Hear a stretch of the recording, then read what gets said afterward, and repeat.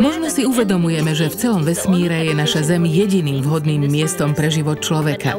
No chápeme aj to, že je jediným prírodným dedičstvom, ktoré si odovzdávame z generácie na generáciu. Sme si vedomi toho, že od nás závisí, v akom stave ju zachováme pre budúce generácie. Stav životného prostredia, v akom ho prenecháme našim potomkom, bezprostredne závisí od správania sa terajšej generácie. Jej činnosť sa pritom nemusí priamo týkať prírody. Preto je povinnosťou a zodpovednosťou nás všetkých chrániť a zachovávať životné prostredie, v ktorom žijeme. Veľa ľudí nedoceňuje význam ochrany životného prostredia, v ktorom žijú a vďaka ktorému môžu prežiť. Mnohí využívajú prírodné zdroje a ani im nenapadne, že nimi majú šetriť, aby sa zachovala existencia života.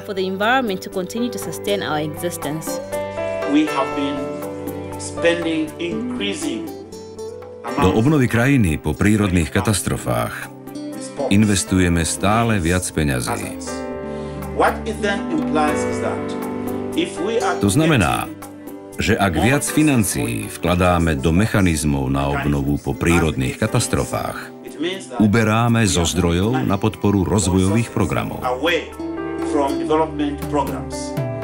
Takáto je skutočnosť.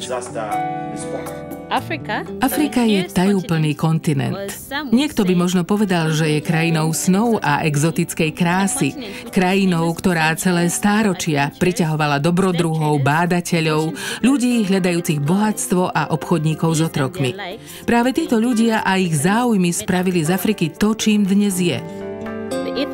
Vplyv klimatických zmien na životné prostredie sa zo dňa na deň mení a je čoraz väčšou hrozbou pre ekosystém. Zambijský inštitút environmentálneho manažmentu uvádza, klimatické zmeny musíme považovať za vážnu prekážku pre sociálno-ekonomický rozvoj a pre prežitie ľudstva. Je potrebné, aby vláda podnikla v tejto oblasti mnoho urgentných krokov. Adaptáciu na klimatické zmeny a stratégie s tým súvisiace je potrebné uplatniť vo všetkých rozvojových sektoroch, aby sa tak pozornosť krajiny upriamila predovšetkým na problémy klimatických zmien. V pláne konkrétnych krokov je potrebné počítať i s participáciou obyvateľov krajiny. Stromy zohrávajú v poľnohospodárstve podstatnú úlohu. Zachytávajú oxid uhličitý vo vzduchu, ktorý sa doň uvoľňuje v dôsledku mnohých aktivít človeka. Pri nedostatku stromov sa oxid uhličitý nezachytáva a ostáva v atmosfére. V dôsledku toho sa vzduch a prostredie zohrieva aj v čase, kedy k otepľovaniu zvyčajne nedochádzalo. Jedným zo spôsobov, ako zmierňovať dôsledky klimatických zmien, je organické pestovanie plodín. Je to spôsob, ako ochrániť pôdu pred jej znehodnotením. Ak budeme pôdu využívať týmto spôsobom, nemusíme sa jej znehodnotenia báť. Budeme ju tým nielen chrániť, ale aj z roka na rok zúrodňovať. Hovoríme o globálnom otepľovaní, pretože jeho dôsledky majú celosvetový dosah. Jeho najväčšou príčinou sú emisie skleníkových plynov, medzi ktoré patrí oxid uhličitý, metán a oxid dusný. Tieto sú takmer 100% príčinou globálneho otepľovania. Vznikajú spaľovaním fosílnych palív, ako sú ropa, uhlie, zemný plyn. Do systému životného prostredia sa dostávajú napríklad spaľovaním ropy v dopravných systémoch, pri vykurovaní a chladení budov, alebo spaľovaním uhlia pri výrobe energie a pri iných využitiach týchto materiálov. Pri ich uvoľňovaní do atmosféry vytvárajú akýsi plášť, cez ktorý môžu slnečné lúče do atmosféry prejsť. Zároveň však neprepúšťa infračervené žiarenie a teplo späť do vesmíru a tým sa Zem ohrieva. Pomenovanie Afrika pravdepodobne pochádza zo slov Afar, Aprika, Afriky, ktoré znamenajú prach, slnečný, bez chladu. Také sú aj miestne prírodné podmienky. Horúčava a sucho sú súčasťou Afriky. Ani africká krajina Zambia nebola ušetrená týchto drsných klimatických podmienok. Zmeny klímy sa začínajú prejavovať aj v nej.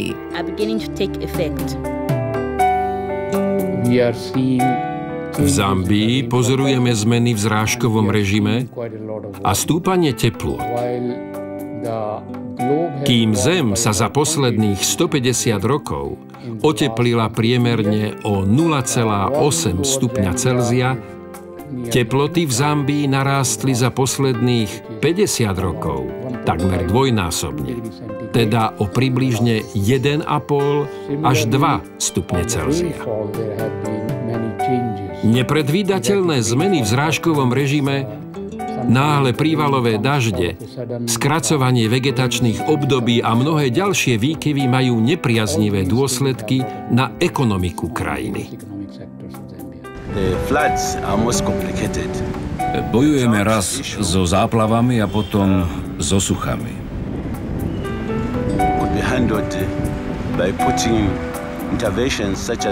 Problém by sa dal vyriešiť napríklad výstavbou vodných priehrad, ktoré by v období extrémneho sucha mohli obyvatelia využívať na zavlažovanie pestovaných plodín.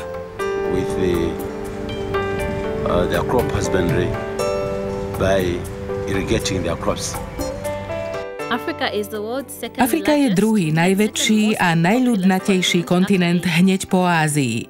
S približne 30 miliónmi 200 000 kilometrov štvorcových zaberá 6% zemského povrchu a takmer 20,5% zemskej súše. 1 miliarda obyvateľov v 64 nezávislých štátoch tvorí viac ako 14,72% svetovej populácie. Afrika sa nazýva aj čierny kontinent. Pomenovanie označuje jednak farbu pleti väčšiny obyvateľov, ale tiež ich ťažký spôsob života. Táto krajina čelí množstvu víziev a tak preukazuje svoju húževnatosť, ale i radosť zo života. Zambia má obrovské zalesnené plochy, ktoré majú dva hlavné významy. Kľúčovú úlohu majú v prirodzenom cykle uhlíka, ktorý hromadia z absorbovaného oxidu uhličitého a tým znižujú vytváranie skleníkového efektu. Druhou úlohou lesného porastu je poskytovanie obživy veľkej časti miestneho obyvateľstva. Každý rok však dochádza k veľkému výrubu lesov. Obyvatelia Zambie sú tiež zodpovední za znehodnocovanie krás svojej krajiny. Najväčší podiel na zmene zrážkového režimu má výrub stromov na výrobu dreveného uhlia alebo na získanie hospodárskej pôdy, pálenie krovín a odpadu. Dôsledky sa prejavujú v globálnom otepľovaní a predovšetkým v ničení prírody. Máme množstvo dreveného uhlia. Uvedomme si však, odkiaľ pochádza. Vyrába sa z vyrúbaných, spracovaných a spaľovaných stromov. Spúšť, ktorá týmto výrobným procesom vzniká, je desivá. Na druhej strane, drevené uhlie je nevyhnutným prostriedkom pre zabezpečenie obživy miestnych obyvateľov. Preto stojíme pred ťažkou otázkou. Čím nahradiť drevené uhlie? Ako tento problém riešiť? Dôsledkom sú rôzne katastrofy na africkom kontinente, ako sú suchá, prinášajúce hlad, zmeny počasia a mnohé iné. Pri všetkých rozhodnutiach a konaniach by sme mali myslieť na naše deti, pretože ide o ich budúcnosť. Nech si každý v tejto krajine uvedomí, že deti majú byť súčasťou našich rozhodnutí. Nezabúdajme na ne. Zambia je súčasťou strednej subsaharskej Afriky. Počet obyvateľov tejto krajiny narástol za posledných 30 rokov takmer o 300%. V roku 2011 dosiahol počet obyvateľov 13 miliónov. Vďaka bohatým prírodným zdrojom nerastných surovín, výdatným prameňom a najpriaznivejšej tropickej klíme by sa Zambia mohla nazývať africkým rajom. Najväčšie rieky, ako sú Zambezi, Kafue, Luangwa, Kabompo a mnohé 10 000 malých potôčikov a riek, ktoré sú zásobené podzemnými zdrojmi a hrádzami, zabezpečujú dostatok vody na zavlažovanie celej krajiny. Vo svojom okolí udržiavajú život ľudí, zvierat a vegetácie.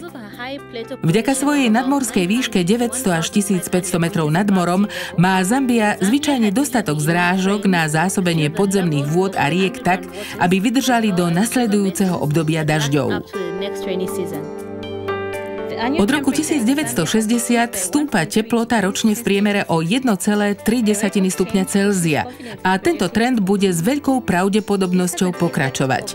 Čoraz častejšie prežívame mimoriadne teplé dni a noci, čo má nepriaznivý vplyv na plodiny pestované v týchto tropických zemepisných šírkach. Pozrite sa na nádherné národné parky a úchvatné vodopády na juhu Zambie.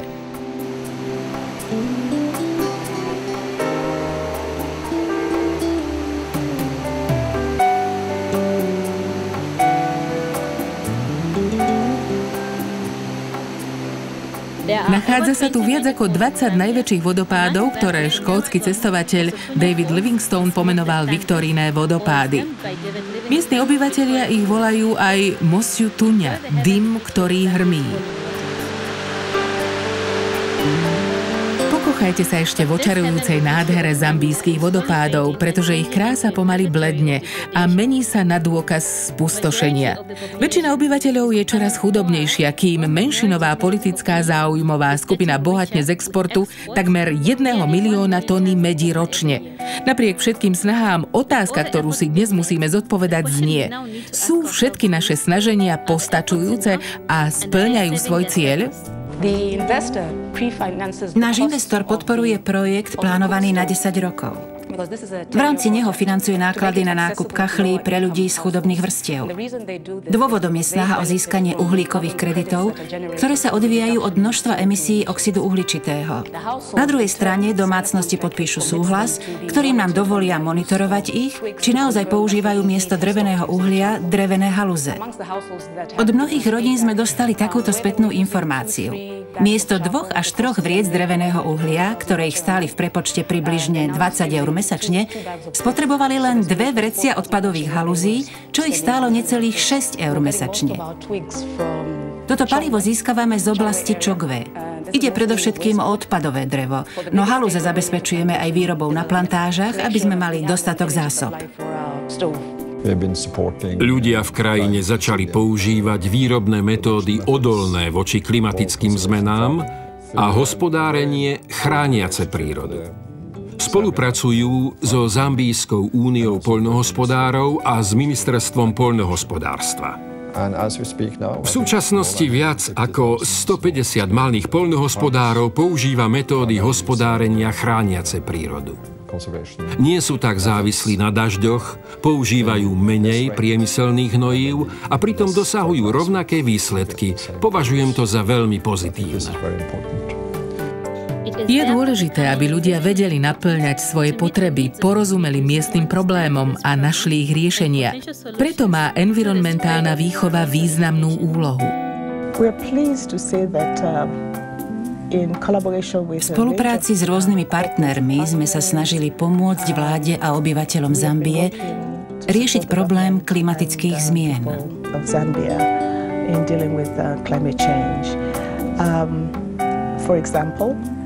Napríklad sme radi, že sa nám spolu s vládou podarilo zriadiť tzv. Pomocnú skupinu pre riešenie klimatických zmien. Má napomáhať vláde realizovať jej víziu, ktorou je celonárodné riešenie problému klimatických zmien z rôznych aspektov. Považujeme za dôležité využívať skúsenosti a vedomosti domorodého obyvateľstva v diskusii o klimatických zmenách. Hoci miestni farmári nepoužívajú na opísanie problémov rovnakú terminológiu ako my, práve oni vedia popísať, kedy nastávajú výkyvy v systéme zrážok, alebo kedy nedosahujú rovnakú úroveň úrody, ako zvykli v minulosti.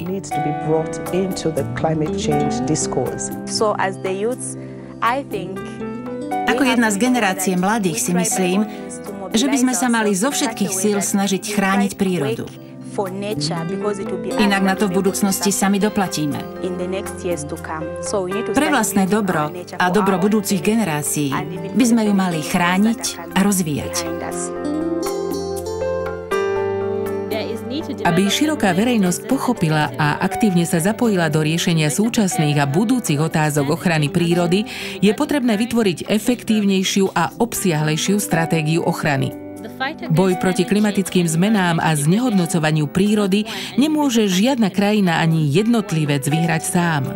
Je to boj, ktorý si vyžaduje spoluprácu všetkých. Začína sa osobným presvedčením každého z nás, ktoré sa rozvinie do práce na úrovni skupín, inštitúcií, organizácií, ministerstiev, krajín, medzinárodných organizácií a nakoniec na úrovni celosvetovej spolupráce. Ak ho budeme pokladať za náš vlastný boj, budeme o krôčik bližšie k víťazstvu nad klimatickými zmenami. Na slovenskom znení spolupracovali Jana Hanúsková, Hana Gajdošová, Štefan Bučko, František Kovár, Stanislav Staško, Kristína Hanulová, Mariana Ištoňová, Ľubomíra Čutková a Martin Norris. Vyrobilo Studio Lux v roku 2012.